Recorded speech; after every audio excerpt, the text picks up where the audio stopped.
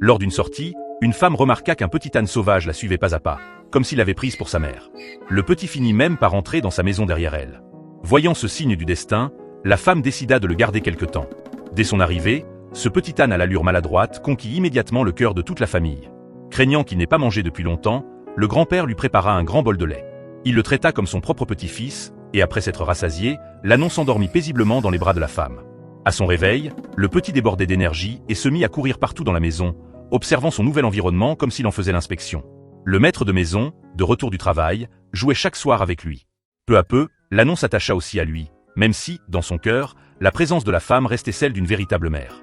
La femme profitait souvent de ses moments libres pour l'emmener se promener, tandis que le grand-père continuait à le nourrir de temps à autre. Dans cette famille chaleureuse, le petit âne vivait des jours heureux, affichant chaque jour un large sourire d'enfant espiègle, comme s'il ne devait jamais grandir. C'est dans cet amour qu'il grandissait peu à peu. Cependant, tous savaient que son véritable foyer n'était pas entre quatre murs, mais bien dans l'immensité des plaines. Finalement, ils le ramenèrent à la nature.